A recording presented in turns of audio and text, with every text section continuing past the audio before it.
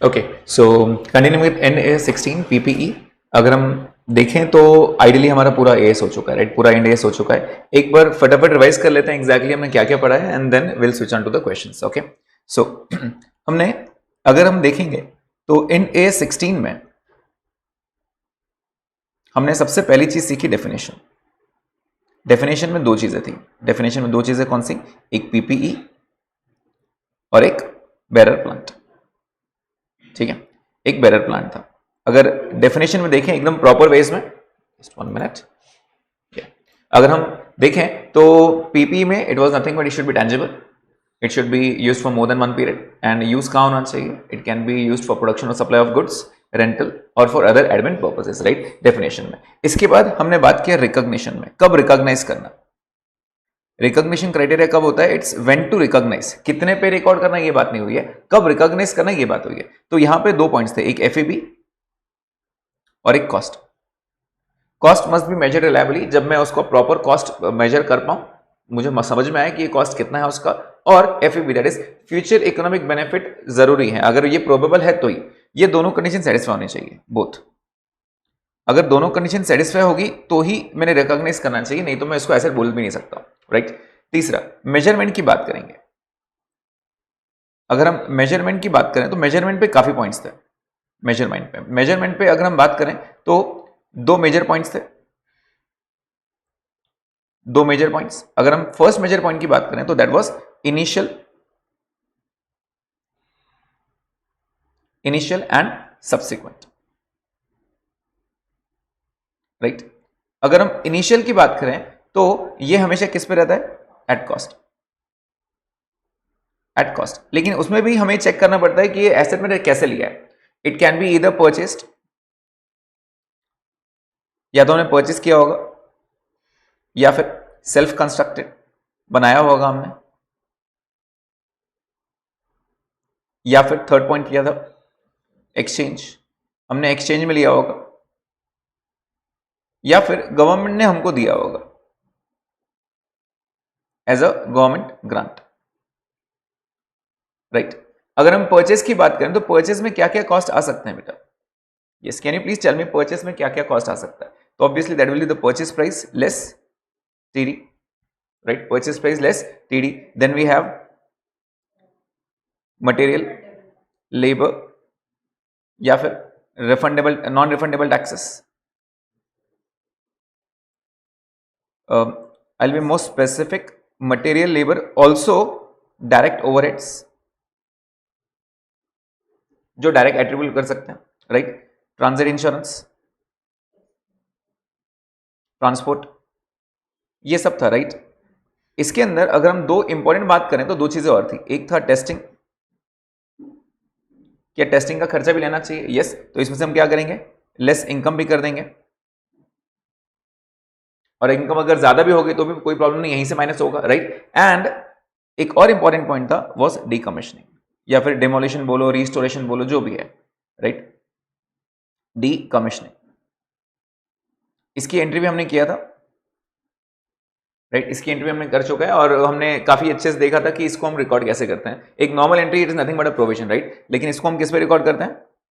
At present value, right? These were the two important points. इसके अंदर एक और पॉइंट था, ये सब एक्सक्लूडिंग एबनॉर्मल लॉसेस,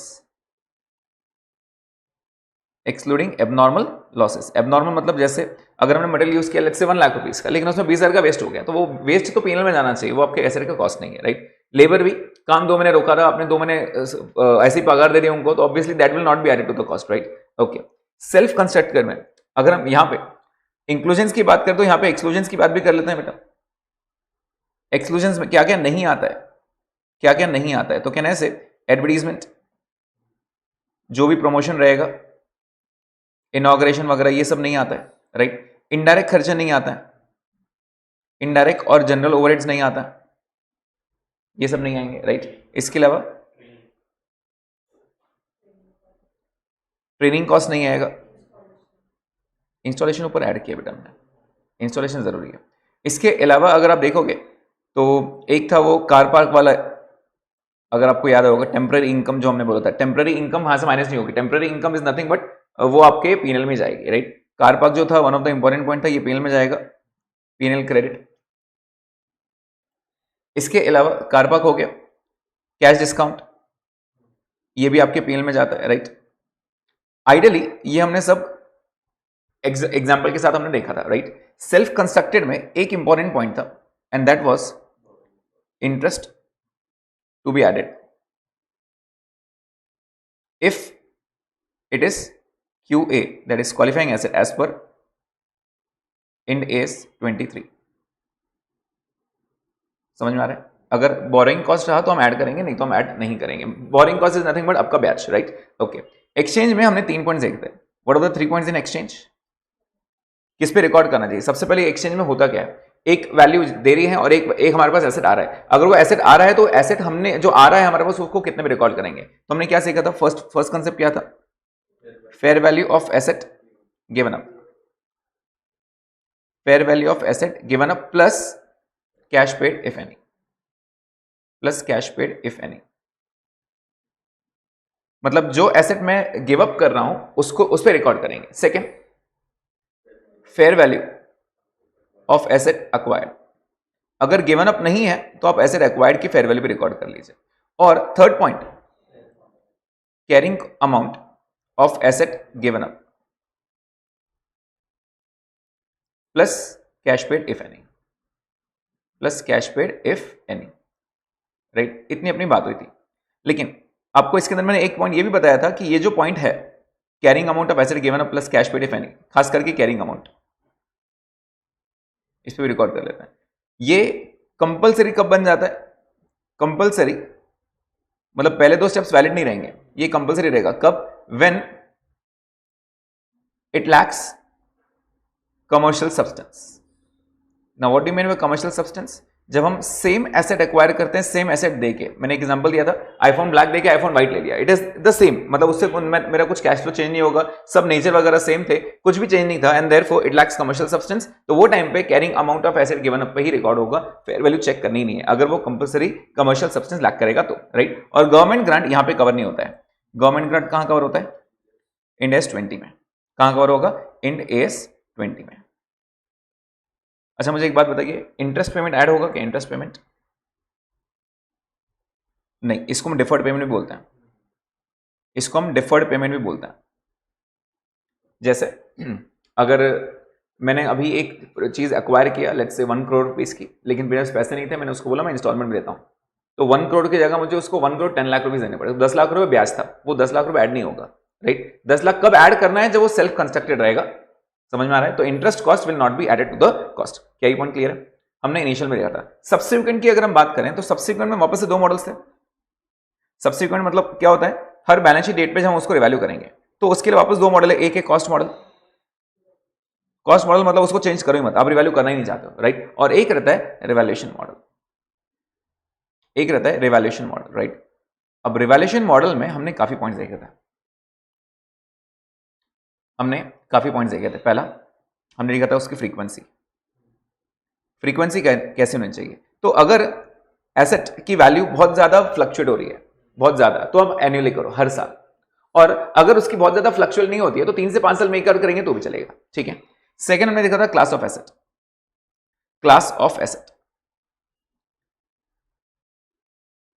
जो भी रिवैल्यूएशन होगा वो क्लास ऑफ एसेट के हिसाब से होगा। मतलब अगर आप प्लांट को रिवैल्यू कर रहे हो तो आप पूरे प्लांट को, जितने भी प्लांट्स आपके पास, सबको रिवैल्यू करना पड़ेगा। और अगर आप बिल्डिंग को, ऑफिस बिल्डिंग को कॉस्ट मॉडल फॉलो करो तो आप सबको कॉस्ट मॉडल फॉलो करोगे। ऐसा नहीं है कि एक प्लांट को मैं रिवैल्यूएशन फॉलो कर रहा हूं, एक प्लांट को मैं कॉस्ट फॉलो कर रहा हूं, ऐसा नहीं। क्लास ऑफ एसेट का मतलब ये होता है कि आपका जो पूरा क्लास है, जैसे प्लांट है तो पूरे प्लांट को रिवैल्यूएशन मॉडल अप्लाई करो, फैक्ट्री बिल्डिंग को अलग अप्लाई करो, इंडस्ट्रियल बिल्डिंग को अलग अप्लाई करो, फर्नीचर को अलग अप्लाई करो, ऐसा कर सकते हैं। लेकिन आप बोलोगे एक फर्नीचर को मैं रिवैल्यूएशन करो, एक फर्नीचर को कॉस्ट करो, ऐसा नहीं चलेगा, राइट। क्लास ऑफ एसेट का मतलब यही होता है कि जिसका सेम नेचर, सेम कैरेक्टरिस्टिक होगा। ऑफिस बिल्डिंग, इंडस्ट्रियल बिल्डिंग अलग अलग चीजें हैं, क्योंकि फैक्ट्री में अलग चीज होती है, इंडस्ट्री में आपका एडमिन वर्क होता है, तो इनको अलग अलग कैटेगराइज किया गया है, ठीक है। इसके बाद जो सबसे इंपॉर्टेंट पॉइंट था हमारा प्रैक्टिकल पॉइंट में, that was accumulated depreciation, right. Accumulated depreciation, accumulated depreciation की बात करेंगे तो हमारे पास 2 मेथड्स हैं। रिवैल्यूएशन की वजह से एक्यूमुलेटेड डेप्रिसिएशन का क्या करना चाहिए अगर रिवैल्यूएशन होता है तो वहां पे हमने देखा था, एक तो एलिमिनेट कर दो पूरा, या फिर आप क्या करो, इंक्रीज करो प्रोपोर्शनेटली, किसको? सबको। सबको मतलब किसको? आपके पीपी कॉस्ट को भी, दैट इज ग्रॉस वैल्यू को भी, प्लस एक्यूमुलेट डेप्रिसिएशन, सबको इंक्रीज करो। मतलब अगर आपका रिवैल्यूएशन 20% बढ़ रहा है तो पीपी का कॉस्ट भी 20% बढ़ा दो, डेप्रिसिएशन भी 20% बढ़ा दो, बहुत सिंपल सा। और एलिमिनेट मतलब पूरी तरह एलिमिनेट कर दो। ये दो मेथड देखे थे हमने, राइट। आगे फोर्थ पॉइंट हमने इसमें देखा था, that was revaluation gain, treatment of revaluation gain और लॉस। अगर गेन होगा या लॉस होगा, इसके अंदर बहुत बड़ा चार्ट था। अब वो चार्ट क्या था एक बार देख लेते हैं पहले। देखो, अगर फर्स्ट टाइम हो रहा है, इसमें कंटिन्यू करते हैं, तो हम बात करते हैं रिवैल्यूएशन गेन और लॉस की। तो हम चेक करते हैं ये फर्स्ट टाइम है या सब्सिक्वेंट है, ठीक है। अगर फर्स्ट टाइम है तो क्या? फर्स्ट टाइम, तो फर्स्ट टाइम सीधा सीधा आप क्या करोगे, उसको पूछोगे भाई प्रॉफिट है या लॉस है। अगर गेन है तो कहां जाएगा वो? ओसीआई में जाएगा। गेन है तो सीधा सीधा कहां जाएगा? ओसीआई में जाएगा। और अगर लॉस है तो कहां जाएगा? पीएनएल। बहुत सिंपल सी बात है, लॉस है तो कहां जाएगा? पीएनएल में। ये पहली बार हुआ, राइट। अच्छा, ओसीआई आर या एनआर? तो अपना आंसर है एनआर। एनआर का मतलब क्या होता है? Not reclassified. अब इसके बारे में वापस से बात करेंगे जब हम आगे बढ़ेंगे, राइट। ये फर्स्ट टाइम हो गया। उसके बाद सब्सिक्वेंट, आप पहली बार रिवैल्यू नहीं कर रहे हो, सेकंड टाइम रिवैल्यू कर रहे हो या थर्ड टाइम, तो सब्सिक्वेंट में अगर गेन आता है, सब्सिक्वेंट में अगर गेन आता है तो उसको डायरेक्ट ओसीआई नहीं बोलना, पहले उससे एक सवाल करना। सवाल क्या करेगा? सवाल क्या रहेगा? वेदर या फिर देयर वाज गेन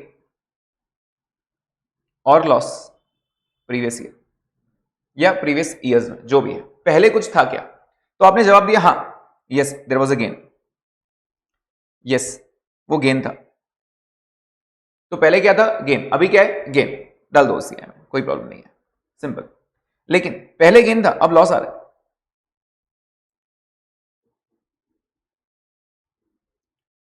लॉस था वहां पे, राइट। मैं यस और नो हटा देता हूं। पहले गेन था और अभी लॉस था। तो सोचो क्या हुआ? पहले लॉस था, प्लीज बताइए, पहले लॉस आपने कहां ट्रांसफर किया था? पीएनएल में। तो अभी का गेन भी पहले पीएनएल में जाएगा। बहुत सिंपल सी बात है, अभी का गेन कहां जाएगा? पहले पीएनएल में। तो फर्स्ट टू पीएनएल, जो पुराना आपने लॉस बेयर करने लगाया था वो गेन पीएनएल को दो, and balance to OCI. Simple, balance to OCI, right. Same चीज यहां पे भी देखा था सब्सिक्वेंट में। अगर सब्सिक्वेंट में लॉस हुआ तो क्या? सब्सिक्वेंट में लॉस हुआ तो क्या? तो सेम सवाल वापस करेंगे, सेम सवाल फिर से करेंगे, ये वाला सवाल। Ask whether there was gain और loss in the previous year. अगर जवाब मिला हाँ, अगर जवाब मिलता है suppose yes there was a loss, तो प्रीवियस ईयर क्या था? लॉस था, पीएनएल में डाला था। इस साल क्या है? लॉस है, इस बार भी पीएनएल में डालो, कोई प्रॉब्लम नहीं है। लेकिन अगर अभी गेन हुआ, पिछले साल गेन था, गेन कौन लेके गया? ओसीआई। तो ये जो लॉस अभी हो रहा है, ये लॉस पहले ओसीआई को बेयर करने दो, सिंपल एज दैट। तो first to OCI, first to OCI and balance to PNL. मतलब अगर पहले कुछ मेरे पास हुआ है तो, अब इसका एग्जांपल समझने के लिए लेट्स से मेरा प्रीवियस गेन था 1000, मैंने इसको कहां ट्रांसफर किया होगा? ऑब्वियसली रिवैल्यूएशन गेन ओसीआई में, राइट। पहले गेन था, अभी भी गेन हो रहा है, अभी भी गेन हो रहा है 300। तो प्लीज बताइए पहले वाला आपने कहां ट्रांसफर किया था? ओसीआई। अभी भी कहां ट्रांसफर करोगे? OCI, simple. पहले मेरा गेन था 3000 रुपए का, गेन था, कहां ट्रांसफर किया था आपने? ओसीआई। लेकिन इस साल लॉस हो गया, लॉस हुआ 2800 का। तो हम क्या बेयर करने लगाएंगे? इसको आइडियली पीएनएल में जाना चाहिए था, लेकिन हम बोलेंगे नहीं, पहले गेन था ना, गेन कैसे लिया? ओसीआई, तो लॉस भी ओसीआई को बेयर करने दो। तो ये लॉस कौन बेयर करेगा? OCI, right. अगर पहले गेन था 5000, तो आपने ट्रांसफर कहां किया होगा? ओसीआई। लेकिन इस साल लॉस हो गया 5800, लॉस हुआ, तो फर्स्ट 5000 टू ओसीआई और बाकी 800 PNL. Is the point clear? इस तरह हम ही ट्रांसफर करते हैं। अगेन इस पे भी एक इंपॉर्टेंट क्वेश्चन है हमारी लिस्ट में, बहुत अच्छा क्वेश्चन है, वो हम कर लेंगे। सब्सिक्वेंट समझ में आया? आफ्टर दैट सब्सिक्वेंट की बात करें तो एक लास्ट पॉइंट और रहता है उसके अंदर,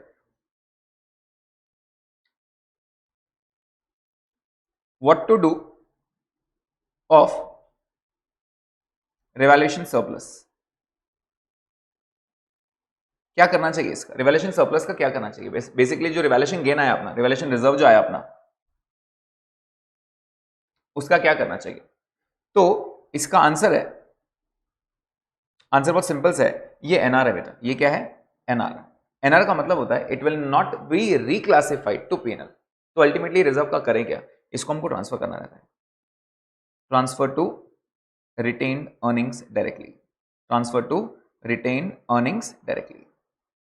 मतलब क्या, बहुत सिंपल सा है। अगर मैं पीएनएल की बात करूं, अगर ये मेरा पीएनएल है, if this is my PNL and this is my balance sheet, तो बैलेंस शीट में हमारे पास एक अदर इक्विटी नाम से एक चीज है, जिसको आइडियली जैसे हम पहले रिजर्व एंड सरप्लस बोलते थे वो है, right, other equity. Other equity में एक रहता है आरई, दैट इज रिटेन अर्निंग्स, और एक रहता है रिवैल्यूएशन सरप्लस या रिवैल्यूएशन रिजर्व, बराबर। अब रिक्लासिफाइड का मतलब होता है इसको यहां लेके जाओ, पहले उसको इनकम मानो, क्लासिफाई वापस करो पीएनएल में, और उसको वापस से रिटेन अर्निंग में लेके आओ, इसको बोलते हैं रिक्लासिफाइड, राइट। इसका मतलब मैंने पीएनएल का प्रॉफिट हाइक कर दिया। एग्जांपल, अगर लेट्स से यहां पे 100 करोड़ का प्रॉफिट था मेरा, 100 करोड़ का, तो वो क्या बोलता है, रिक्लासिफाई करो, मतलब क्या, पहले 100 करोड़ इनकम मानो। जैसे एग्जांपल दे रहा हूं, मेरा जीपी पहले था लेट्स से 500, मेरा इनडायरेक्ट एक्सपेंसेस थे एग्जांपल 100, या फिर इसको 200 करता है, चलो 50 और 20 कर देता है, तो मेरा नेट प्रॉफिट कितना आ रहा था? 30। क्या ये नेट प्रॉफिट रिटर्न अर्निंग में जाएगा? यस। अब सोचो मैं 30 करोड़ कमाने वाला, आइडियली मैं 30 करोड़ ही कमाता हूं, 30, 32, 35, 25 करोड़ कमाता हूं, राइट। अचानक से उस साल 100 करोड़ का प्रॉफिट हो गया, क्यों? क्योंकि मैंने बिल्डिंग बेचा, बिल्डिंग बेचा। अब बताओ, ये सही लग रहा है कि आपको कि 130 करोड़ का प्रॉफिट शो करें? नहीं। तो यहां पे अगर मैं इसको 100 यहां डाल दूं तो मेरा प्रॉफिट 130 करोड़ का हो जाएगा। अल्टीमेटली मैंने क्या किया, मैंने मेरा प्रॉफिट हाइक कर दिया, और मेरे इन्वेस्टर्स लगेगा अरे यार इसने तो 130 करोड़ कमाया, जो एक्चुअली गलत है, हर साल नहीं कमाने वाला मैं ये, राइट। तो इंड एस ने बोला नहीं नहीं, ये वाला जो है ना वापस रिक्लासिफाई नहीं करेंगे, इधर अलाउड नहीं है, राइट। तो उसने बोला नहीं, आप 30 करोड़ ही बताओ ना, क्यों पीएनएल को हाइक कर रहे हो अननेसेसरली? मेरे शेयरहोल्डर्स को लगेगा, या जो भी मेरे इन्वेस्टर्स हैं उनको लगेगा कि इसने 130 करोड़ कमाया, राइट, जो गलत है। आपने 130 हर साल नहीं कमाया, आप एक साल कमा रहे हो, हर साल बिल्डिंग नहीं बेचने वाले हो आप, राइट। तो वो क्या बोलता है, आप 100 प्रॉफिट मानो लेकिन यहां से यहां ट्रांसफर करो।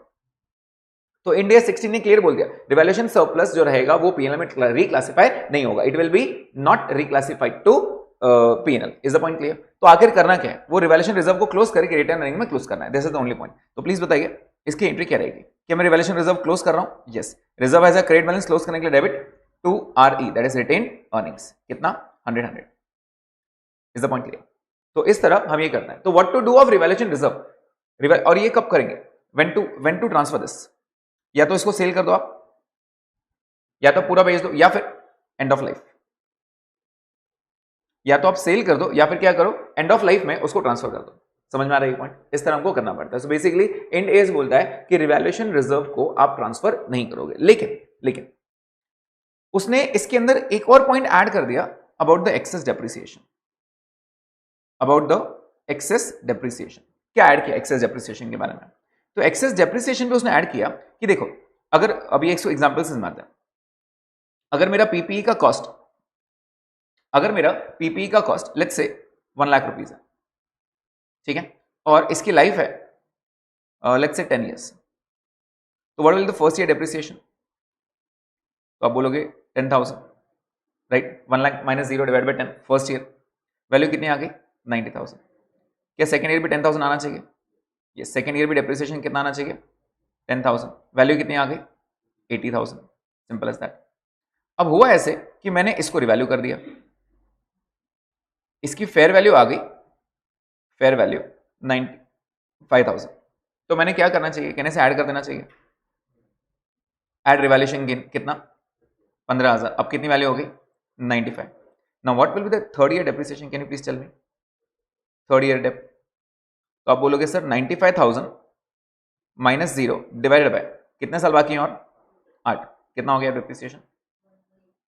11,875, बराबर है। अब मेरा आपसे सवाल बहुत सिंपल सा है, ये जो रिवैल्यूएशन गेन था ये आपने कहां ट्रांसफर किया? तो कहने से it was transfer to revaluation surplus, revaluation reserve. OCI से जाके आपने बैलेंस शीट में रिवैल्यूएशन रिजर्व में 15,000 डाल दिया, बराबर ना, राइट। लेकिन ये रिवैल्यूएशन की वजह से क्या आपने डेप्रिसिएशन बढ़ा दिया? यस देखो पहले ऊपर कितना होता है डेप्रिसिएशन 10,000, अब कितना हो रहा है 1875. Was there excess depreciation charged? Yes or no? Yes, there was excess depreciation charged. कितना 1875. 1875 का एक्सेस डेप्रिसिएशन चार्ज हुआ था जो एक्चुअली कहां गया पीएनएल में, कहां गया पीएनएल में, राइट? अब ये तो गलत हो रहा है ना यार, तुम प्रॉफिट रिवैल्यूएशन रिजर्व में डालते हो और लॉस को पीएनएल में डालते हो, ये गलत हो रहा है. तो इंस्टीट्यूट ने क्या बोला या फिर इंडिया 16 ने क्या बोला, आप क्या करो ना इसमें से ना जो भी आपका एक्सेस डेप्रिसिएशन हो गया उसको आप रिटेन अर्निंग में ट्रांसफर कर दो, सिंपल से. कितना 1875 निकाल के डाल दो यहां पर. Are you getting this point? तो आपका रिवैल्यूएशन सरप्लस अब कितना बचेगा 13125. Is the point clear?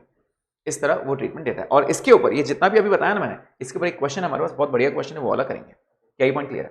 तो आइडियली मैंने अभी जो बताया आपको ये पूरा इंडेक्स है जितना भी आपको दिख रहा है. तो जो मैं आपको प्रीवियस सेशन बोला था कि आप लोग खुद से एक चार्ट बनाने की कोशिश कीजिए, मैं इस टाइप का चार्ट एक्सपेक्ट कर रहा था, सो दैट आप जब वो पॉइंट हेडिंग पढ़ोगे ना आपको चीजें क्लिक होगी, हाँ इसके ऊपर ये वाला पॉइंट था, इसके ऊपर ये पॉइंट था. तो एंटायर इंडेक्स आप खुद से रिवाइज कर सकते हैं, राइट? ऑब्वियसली मैं ये चार्ट प्रोवाइड करूंगा, बट जब खुद बनाया हुआ रहता है ना वो ज्यादा बेनिफिशियल रहता है, राइट? ओके, आगे बात करते हैं. What about reestimations? आपको याद है एक बेसिक 11th स्टैंडर्ड में जो डेप्रिसिएशन का फॉर्मूला होता था वो क्या होता था? It was cost minus scrap divide by useful life. Ideally ये होता था, राइट? तो ये जो दोनों रहते थे स्क्रैप और यूजफुल लाइफ, ये दोनों क्या रहते थे? ये दोनों है ना एस्टिमेटेड रहता था. ये क्या रहता था? Estimated scrap. क्योंकि आज मैंने खरीदा अगर 1 करोड़ का, मैं सोच रहा हूं मैं 10 साल यूज करूंगा, अभी तो मालूम ही नहीं, ऐसा लग रहा है मुझे 10 साल चलेगा, हो सकता है 3 साल बाद मुझे लगे नहीं है 10 साल चलेगा ही नहीं, हो सकता है 5 साल चलने के बाद मुझे लग रहा है एसेट इतना अच्छा है कि और शायद 10 साल चलेगा, ऐसे ही पॉसिबल है. स्क्रैप मैंने सोचा था कि मुझे 10 साल बाद इतना पैसा मिलेगा, जरूरी थोड़ी उतना ही मिलेगा. ये दोनों क्या है? एस्टिमेटेड है. और एस्टिमेशन गलत हो सकते हैं या फिर एस्टिमेशन को री एस्टिमेट भी किया जा सकता है, राइट? तो अगर री एस्टिमेट करते हैं तो इसका इफेक्ट कब से देना है? वापस पहले जाना है या अभी से स्टार्ट करना है? तो एएस और इंडेस दोनों ने बोला है अभी से, पुरानी बातें भूल जाओ. It is prospectively.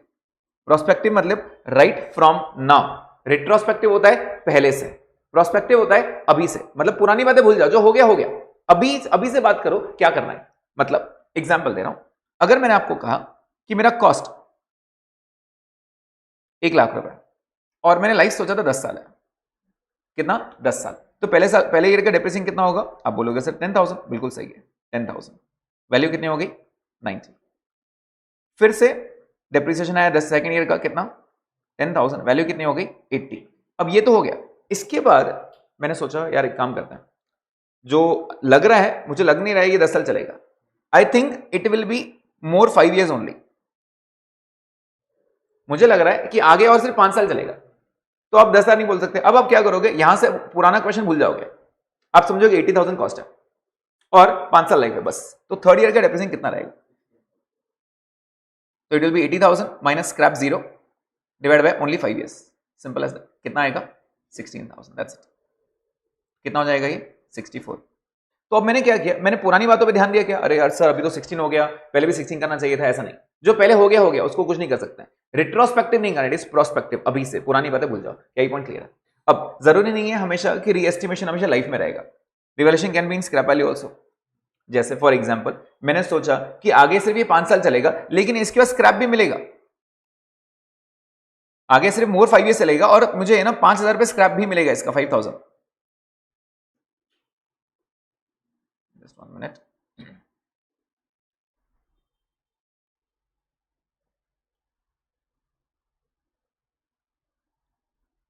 Give me 1 minute.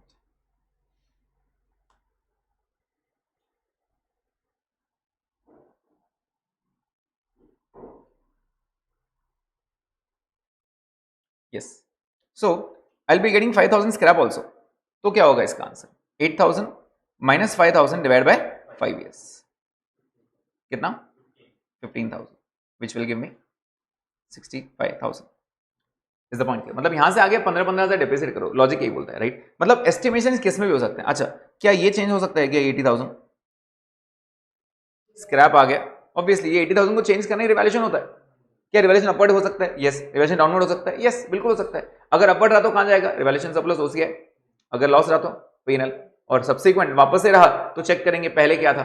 याद आ रहा है? ये सब हमने पढ़ा है. तो ये सब चीजें होने वाली है. लॉजिक समझ में आ रहा है? That means there can be estimation, and estimation जो भी रहेंगे आपको जो भी चेंज करना है सब कहां से होगा? Prospective, not retrospective. रिट्रोस्पेक्टिव मतलब पहले से, प्रोस्पेक्टिव मतलब अभी से। क्या पॉइंट क्लियर है? Now this word is very important, it should B prospectively not retrospective. Clear है?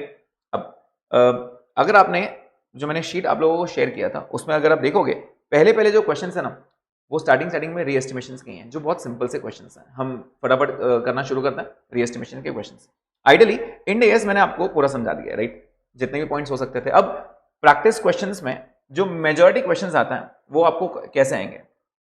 एक रहेगा एक्यूमुलेटेड डेप्रिसिएशन पे, दो methods if you remember, right? एक रहेगा आपके टोटल कॉस्ट ऑफ एसेट पे, what to include what to exclude, ये बहुत इंपॉर्टेंट वाला माना जाता है। टोटल कॉस्ट ऑफ एसेट, इसके अंदर क्या आना चाहिए क्या नहीं आना चाहिए, ये एक इंपॉर्टेंट क्वेश्चन है, इसलिए मैंने बहुत ज्यादा स्ट्रेस किया था इसके ऊपर, बहुत ज्यादा फोकस किया था, राइट? एंड एक आता है आपका डीकमीशनिंग वाला,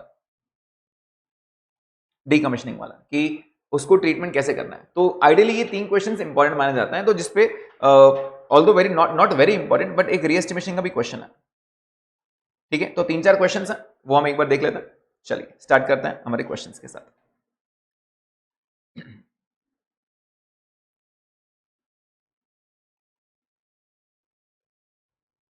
ओके पहले हम क्वेश्चन नंबर 3 करते हैं। तो क्वेश्चन नंबर 3 पे ध्यान देंगे। An item of PP was purchased for rupees 9 lakh on 1st April 21. It is estimated to have a useful life of 10 years and is depreciated on SLM. On 1st April 2023, please बताइए कितने साल हो चुके हैं? 1st April 2021 में खरीदा था हमने और 1st April 23 की बात चल रही है, कितने साल हो चुके हैं? 2 साल। मैंने पहला डेप्रिसिएशन 31 मार्च 22 में किया होगा, दूसरा 31 मार्च 23 में किया होगा, 2 साल। The asset is revalued at 960, उसको रिवैल्यू किया 960 पे। मैं आगे कुछ पढ़ता नहीं हूं, पहले हम देख लेते हैं क्या हुआ। तो कहने से पहले मेरा कॉस्ट था 1421 में, कितना कॉस्ट था? 9 लाख, राइट? और लाइफ कितनी दी गई थी उसकी? 10 ईयर्स। लाइफ कितनी दी गई थी?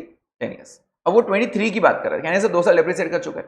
प्लीज बताइए अगर मैं 31 मार्च 2022 में डेप्रिसिएट करूं तो कितना डेप्रिसिएशन होगा? तो आप बोलोगे 9 lakh minus 0 divide bye 10 years बराबर पहले साल का डेप्रिसिएशन कितना? 90,000। और मैं WDV निकाले बगैर दूसरे साल का भी डेप्रिसिएशन कर दे रहा हूं 31 मार्च 23 का, कितना आएगा? कहने से again 90,000। Okay what was the WDV? 7,20,000। ये इसको हम क्या बोलते हैं? कैरिंग अमाउंट या फिर WDV या फिर बुक वैल्यू ऑन 1/4/23, राइट? इस दिन वो रिवैल्यू करना चाहता है, इस दिन रिवैल्यू कितना करना चाहता है? प्लीज देखिए, रिवैल्यूड टू 9,60,000, मतलब वो वैल्यू बढ़ाना चाहता है, right? Okay the useful life remains unchanged as 10 years, मतलब कहने से 2 साल हो चुके हैं और 8 साल है। अब ये नहीं बोलोगे सर और 10 साल, उसने ये नहीं बोला कि मोर 10 ईयर्स, अनचेंज टू 10 ईयर्स मतलब टोटल लाइफ 10 साल ही है जिसमें 2 साल हो चुके हैं, अभी 8 साल बाकी है। इग्नोर इंपैक्ट और differ taxes, calculate depreciation on and revaluation surplus for 23-24। तो पहले इस साल की बात करते हैं, प्लीज बताइए क्या आप इसके अंदर गेन ऐड करोगे? रिवैल्यूएशन गेन कितना ऐड करेंगे? 2,40,000। तो वैल्यू कितनी हो जाएगी? 9,60,000, राइट? 9,60,000। क्या इसको डेप्रिसिएट होगा? कितना डेप्रिसिएट होगा प्लीज बताइए? कैसे आया ये? 960 minus 0 divide bye 8 more years now, right? Divide by 8 years. क्यों 8 ईयर्स? क्योंकि 8 साल ही बाकी है अभी। तो कितना आ जाएगा ये? 1,20,000। Is the point clear? Okay तो इतना हमको समझ में आ गया। अब अगर हम WDV की बात करें तो WDV कम्स टू 8,40,000। नहीं निकालेंगे तो भी चलेगा, मैं निकाल के दे रहा हूं 840 इज द WDV, राइट?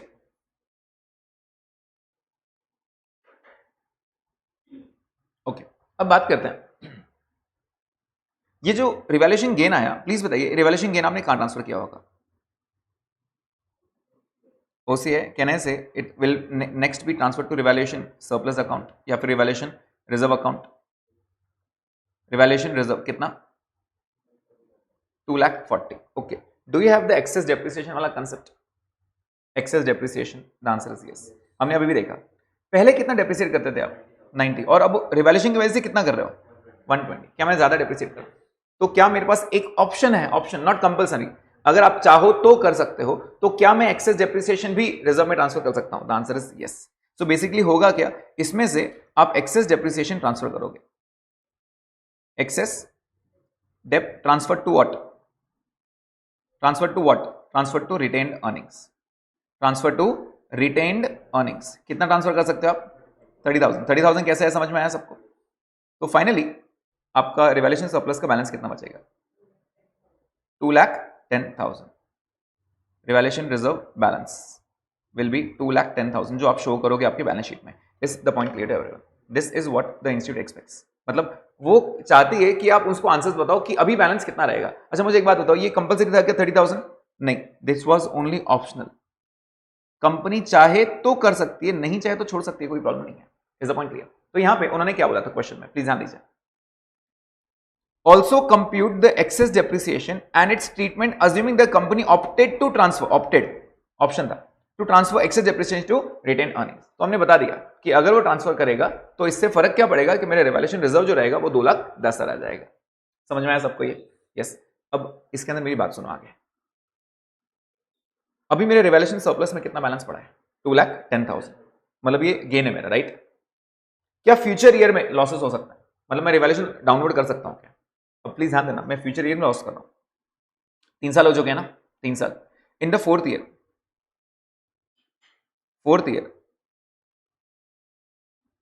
मैं बोल रहा हूं उसको रिवैल्यू डाउनवर्ड किया गया by rupees, let's say 3 lakh rupees.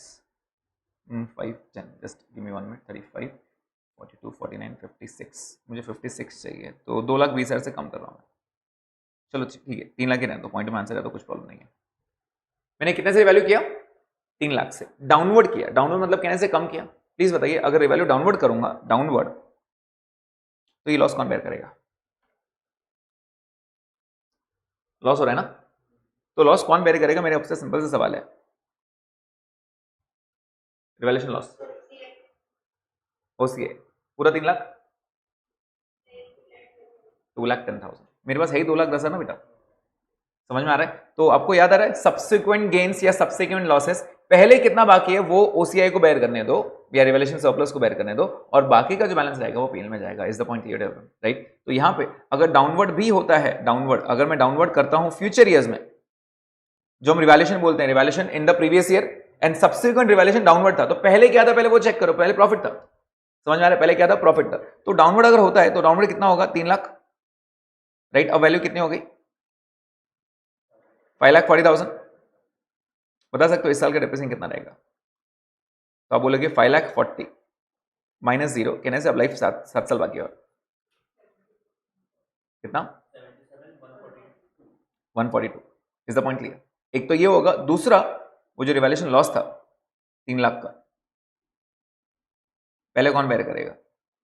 First 2,10,000 OCI या फिर रिवैल्यूएशन सरप्लस बोल सकते हो आप, and balance 90,000 to PNL. Is the point clear? इस तरह ये क्वेश्चंस भी आ सकता है। लॉजिक क्लियर है? Okay, moving ahead. Yes, question आप लोग रीड करोगे और मुझे बताओगे मैंने एक्सचेंज का कौन सा प्रिंसिपल लगाना चाहिए। यहाँ पे आराम से पढ़ो और मुझे बताइए। यस, 2 मिनट आपके पास। Yes, I want answers from everyone.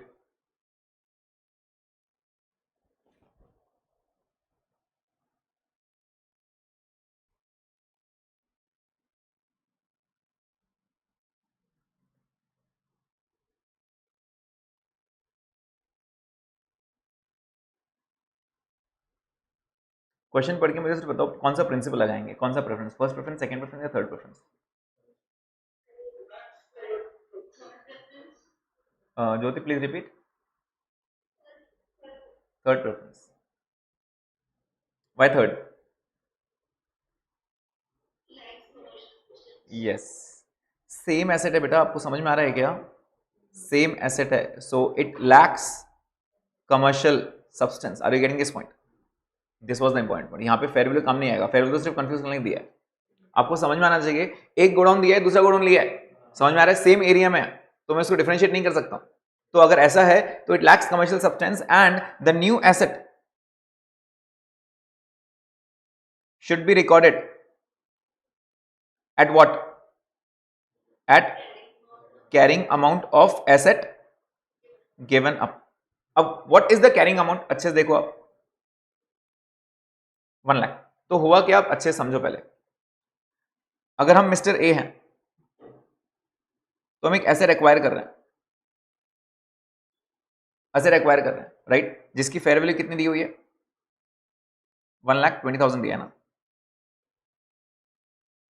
Yes, fair value कितना दिया है, 1,20,000। और जो हम एसेट गिव अप कर रहे हैं उसका कॉस्ट कितना दिया है, या फिर कैरिंग अमाउंट कितना दिया है, 1 लाख, और इसका फेयर वैल्यू कितना दिया है, 1,25,000। तो मैंने ये एसेट गिव अप कर दिया और सामने वाले को बोला आपका एसेट भी दो plus I also want cash of कितना, 5,000। मतलब basically I am acquiring cash and I am acquiring a godown, right. तो जो मैं एसेट दे रहा हूं, आइडियली अगर आप देखोगे, क्या मैं एसेट गिव अप कर रहा हूं, मेरे गोडाउन वेयर हाउस कितना का गिव अप कर रहा हूं, 1 लाख का, और कहने से जो न्यू एसेट आ रहा है मैं 1 लाख पे रिकॉर्ड करना चाहिए। अब न्यू एसेट कौन से आ रहे हैं, एक आ रहा है एसेट वेयर हाउस ही आ रहा है, मतलब पीपी, और एक क्या आ रहा है, कैश। कैश कितना आ रहा है, 5,000। टोटल वैल्यू मिला के मुझे 1 लाख करके दो, तो कहने से बैलेंस जो रहेगा दैट विल बी 95,000। क्योंकि आइडियली मैं एक एसेट दे रहा हूं तो बदले में 2 एसेट्स ले रहा हूं, वो दोनों एसेट की वैल्यू मिला के 1 लाख ही चाहिए मुझे, क्योंकि मैं किस पे रिकॉर्ड करने वाला हूं, eight the fair value of asset given up. मैंने जो छोड़ दिया ना, सॉरी, मैं at the cost of asset given up, जो मैंने एसेट छोड़ दिया उसके कॉस्ट पे रिकॉर्ड करूंगा। मैंने कितना एसेट छोड़ा, 1 लाख। मैं जो भी सामने से आएगा 1 लाख पे रिकॉर्ड करूंगा। 1 लाख में से एक वैल्यू आ गई कैश 5,000, बाकी कितना बचा, 95,000। एंड जो एसेट में रिकॉर्ड करूंगा वो कितने पे रहेगा, 95,000 पे। एक ही सेंटेंस इंपॉर्टेंट था, it was lacks commercial substance. Is the point clear? And therefore it should be recorded at cost of asset given up. Is the point clear to everyone, right? अब आप इसका सॉल्यूशन कैसे लिखोगे? Solution में आप सिर्फ ये 3 पॉइंट लिखोगे। In the case of exchange, in a specifies what, 3 points. First preference क्या रहेगा, at the fair value of asset given up plus cash pay. Second, fair value of asset acquired, and third, carrying amount of asset given up plus cash pay if any. In case of lacks commercial substance only the third preference is possible. समझ में आ रहा है? And lakhs commercial preference पे आप क्या बोलोगे, there is no change in the cash flows, there is no change in the nature और characteristic, right, and therefore it lacks commercial substance. तो आप ये आंसर करके आप बोल सकते हो 95 पे रिकॉर्ड होगा, राइट? ओके,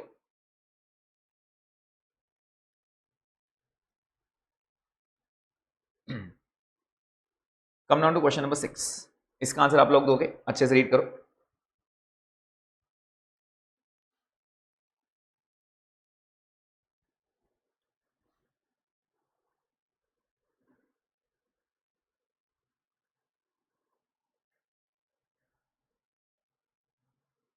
बहुत सिंपल से बेसिक क्वेश्चन है बेटा।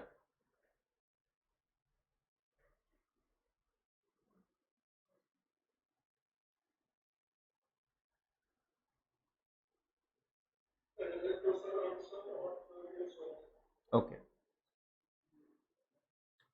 कॉस्ट कितना है, 10,000।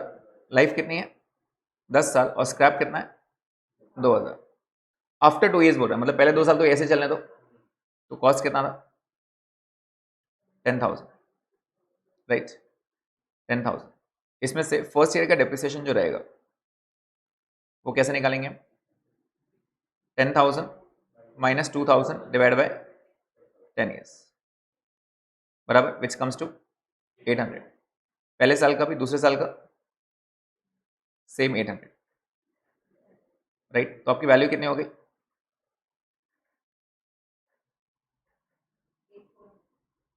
ठीक। This is WDV after 2 years. अब वो क्या बोल रहा है, after 2 years useful life was revise to remaining 4 years only. 4 years remaining बोल रहा है, मतलब और सिर्फ 4 साल चलेगा। तो लेस थर्ड ईयर डेप। अब 8,400 बचा है, स्क्रैप कितना था, 2,000। अब लाइफ कितनी बाकी है, only 4 years, which comes to 1,600। That's it. क्या ईयर 3 से आगे 1,600 रहेगा?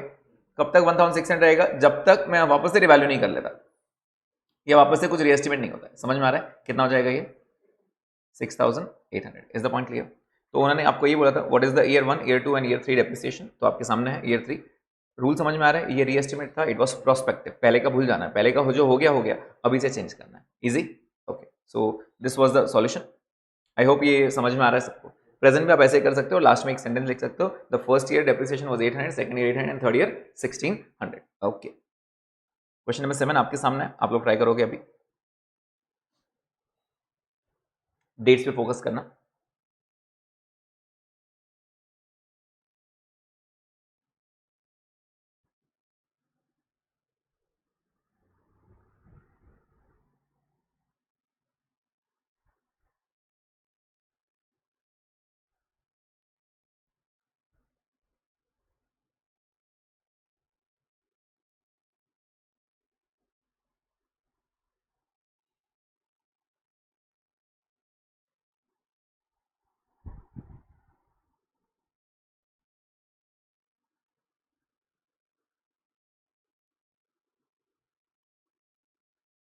Yes, I want answers from everyone.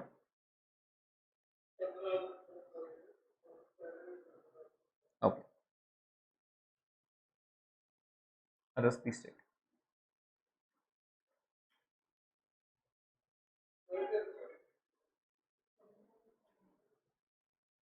Okay, तो सबसे पहले एक बार देख लें कि कितने साल डेप्रिसिएट हो चुका है. कॉस्ट कितना है मेरा उसका? 1 लाख. और पहले लाइफ कितनी बोला था उसने? 10 ईयर्स. और स्क्रैप कितना बोला था? निल. ये कब की बात चालू है? 1 Jan 20 पहले के. और 1 Jan 24 को कुछ चेंज हो रहा है. कितने साल हो चुके हैं पहले? कहने से 2020 का पूरा हो गया, 2021 पूरा हुआ, 2022 पूरा हुआ, 2023 पूरा हुआ. जनवरी की बात चालू है, अप्रैल की बात चालू नहीं. 4 साल पूरे हो चुके हैं, राइट. 4 साल कुछ छेड़खानी नहीं हुई, 4 साल एकदम बराबर चले. तो 120 की बात करें, हमने परचेस किया था, राइट. तो परचेस कॉस्ट ऑफ पीपीई कितना था? 1 लाख. 1 लाख, राइट. अगर हम डेप्रिसिएशन की बात करें तो कहने से it will B 1 lakh minus 0 divide bye 10 years. ऐसे कितने साल चला? 4 साल. तो मैं 4 साल का डेप्रिसिएशन एक साथ कर दे रहा हूं, चलेगा. इंटू 4 ईयर्स करके कितना हो जाएगा? 40,000. मतलब कहने से इट वॉज 10,000 पर एनम. ऐसे 4 साल चला तो कितना हो गया ये? 60. इसको हम क्या बोलेंगे बेटा? कहने से इसको हम WDV बोलेंगे.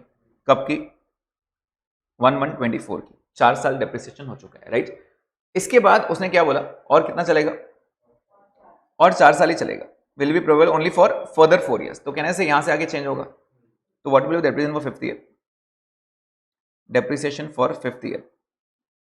तो कहने से पुरानी बातें भूल जाएंगे. It will B 60,000 now minus 0 divide bye remaining years 4 years. कितना हो जाएगा ये? 15,000. अरे तो depreciation for 5th, 6th, 7th and 8th year will be 15,000. जो मैं आपको बताया था, आइडियली बच्चे क्या करते हैं सर? वापस 1 लाख से स्टार्ट करते हैं. Cost minus scrap. It is not cost. पुरानी बातें भूल जाओ. अब यहां से आगे मेरे लिए कॉस्ट 60,000 ही है.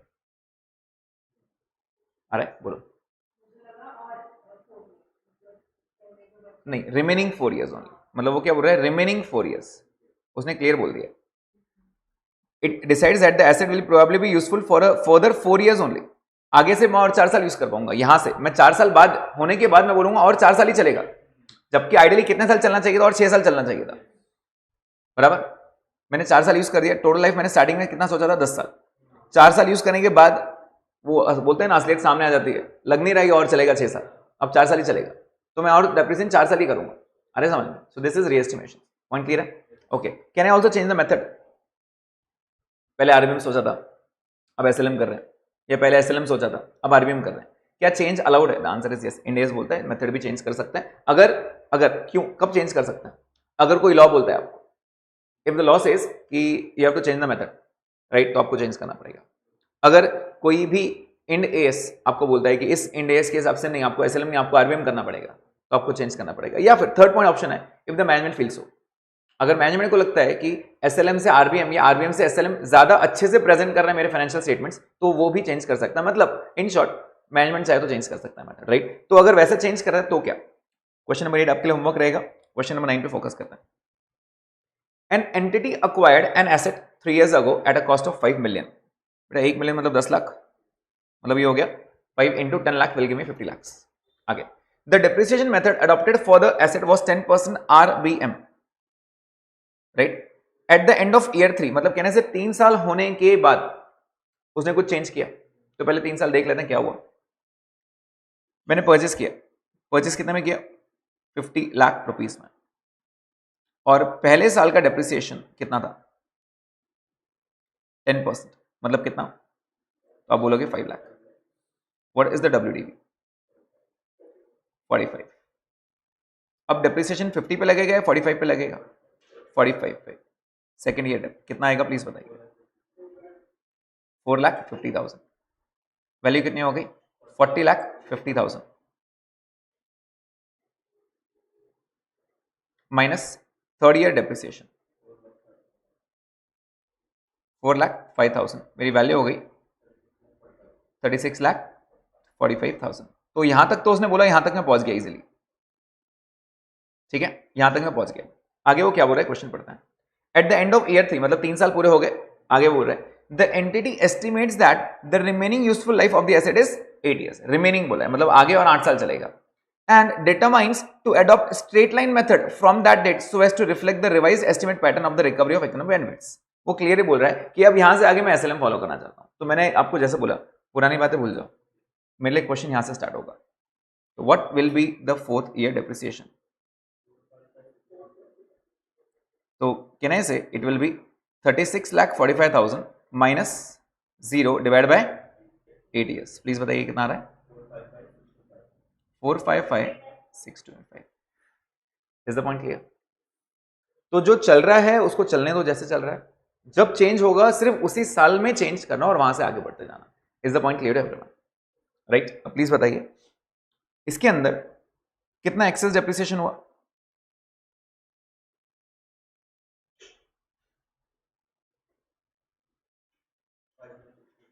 ओके, मेरा आपसे सवाल है, क्या इसको रिटेन अर्निंग में ट्रांसफर कर सकते हैं रिवैल्यूएशन सरप्लस से?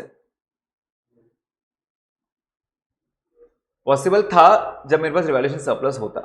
मैंने कहाँ किया रिवैल्यूएशन अभी तक? तो हमेशा उसके झांसे में नहीं आ जाना what to do of the excess depreciation, nothing to be done.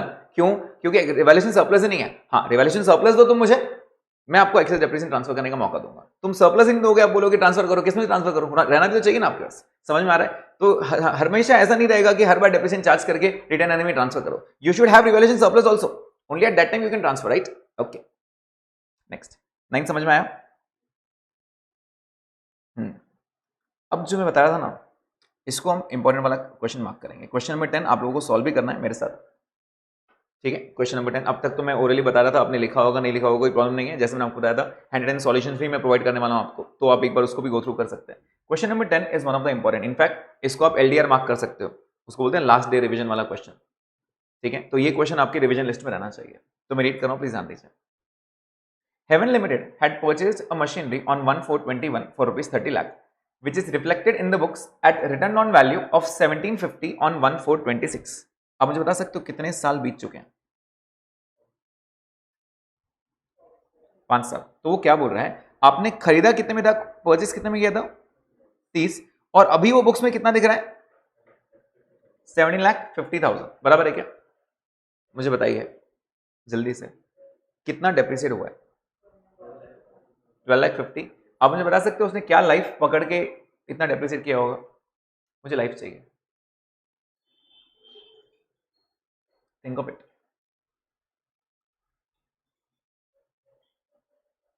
Depreciate तो किया है उसने, क्या लाइफ अज्यूम करके किया होगा उसने?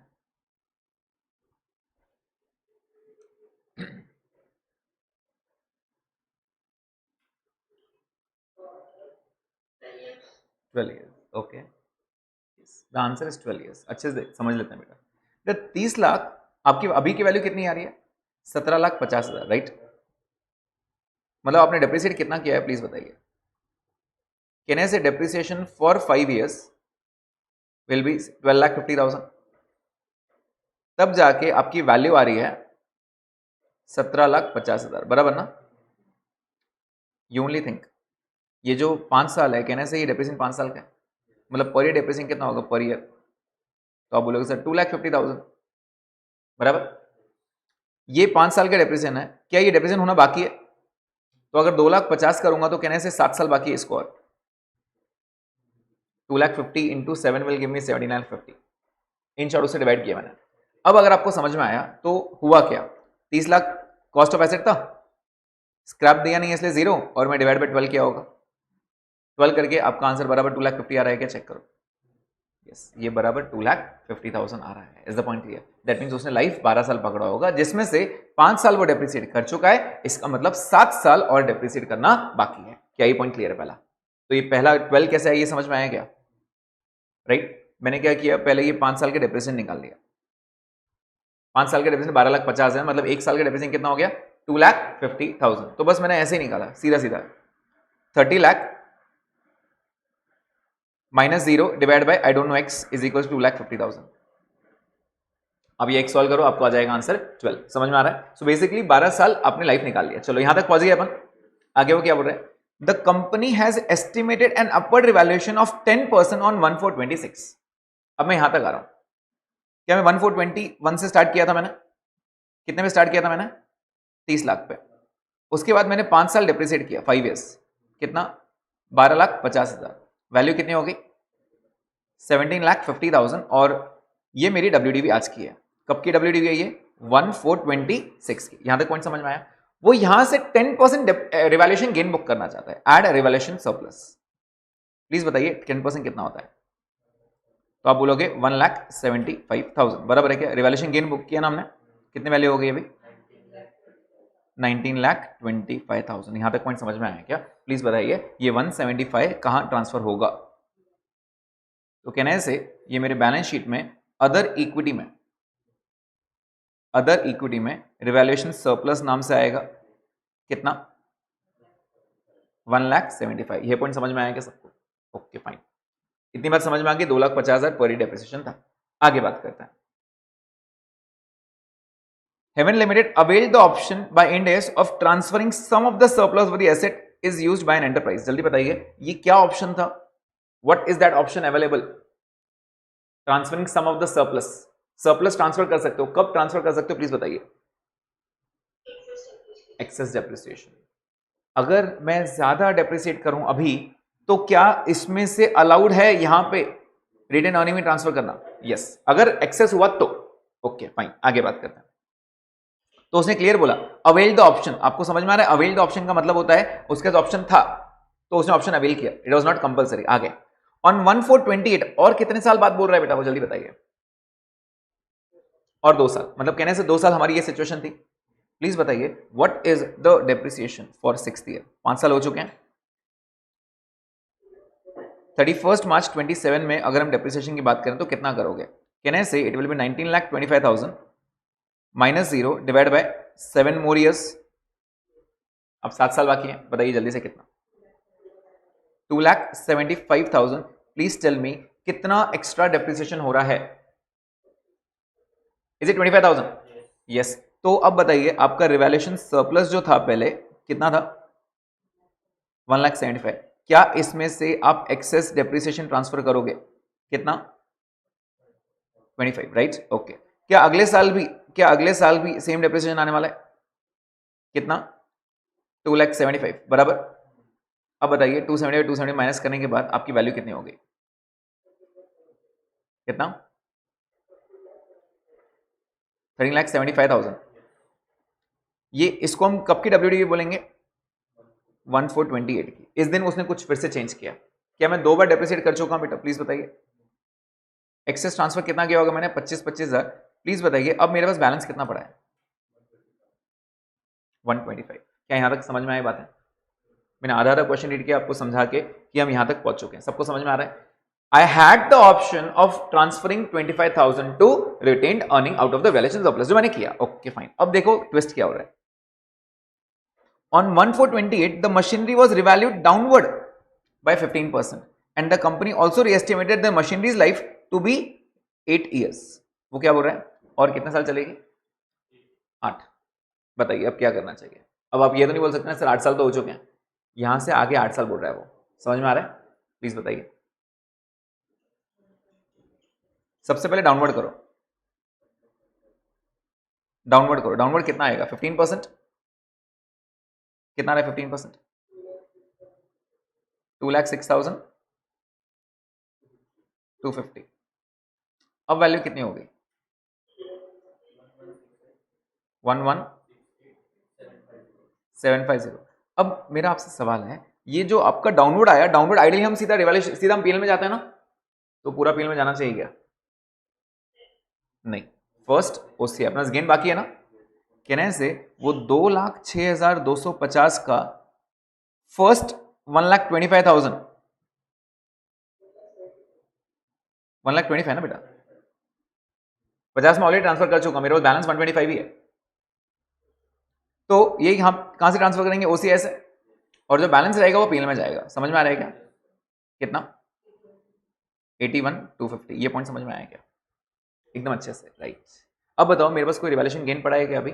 नहीं, अब मेरे पास रिवैल्यूएशन गेन 0 हो गया, क्योंकि मैंने पूरा 125 लॉस बुक कर लिया, और उससे भी ज्यादा लॉस हुआ तो उससे ज्यादा लॉस को मैंने पीएल में जाने दिया। क्या ये पॉइंट क्लियर है? और अब बताओ अब डेप्रिसिएशन कितना होगा? तो उसने बोला 8 साल और बाकी है। 1168,750 minus 0 divide by 8 years. Please बताइए कितना? 1,146093। ये डेप्रिसिएशन कब का है बेटा? 31 मार्च 2029, बराबर? बराबर है? ओके, आगे क्या बोल रहे हैं? क्वेश्चन पढ़ते हैं आगे, last line. On 31 March 2030 the machinery was sold for 935। एक और साल हुआ, हमने एक और साल यूज किया और उसको बेच दिया। कहने से 31 मार्च 30 पे भी सेम डेप्रिसिएशन आएगा, 146,093। प्लीज बताइए कितना?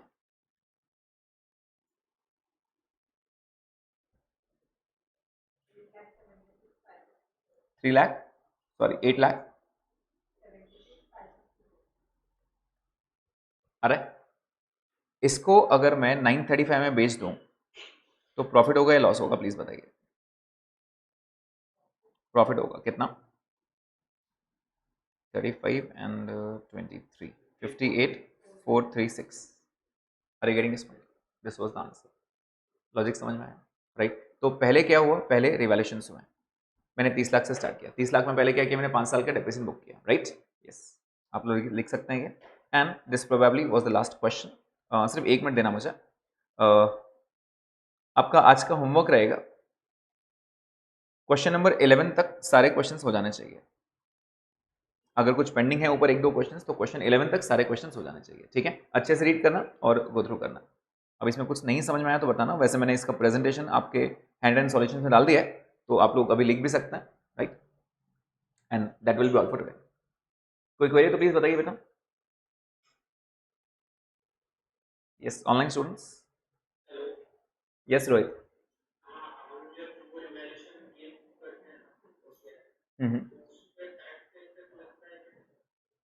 रिवैल्यूएशन गेन पे नहीं लगेगा बिकॉज इट इज अनरियलाइज्ड। बेचने के बाद जरूर लगेगा ना, बेचने के बाद बिल्कुल लगेगा। नहीं नहीं, वो डिस्कशन हमारा पेंडिंग रहेगा, क्योंकि उसके लिए इंड एएस है अपना, उस पर बात करेंगे, ठीक है? वो इसलिए, अगर आपने ये क्वेश्चन में देखा होगा, उन्होंने एक वर्ड यूज किया है, इग्नोर डिफर्ड टैक्सेस। वो क्यों डिफर कर, क्यों इग्नोर करना है? क्योंकि उसको इस इंड एएस में मिक्स नहीं करना था। यस,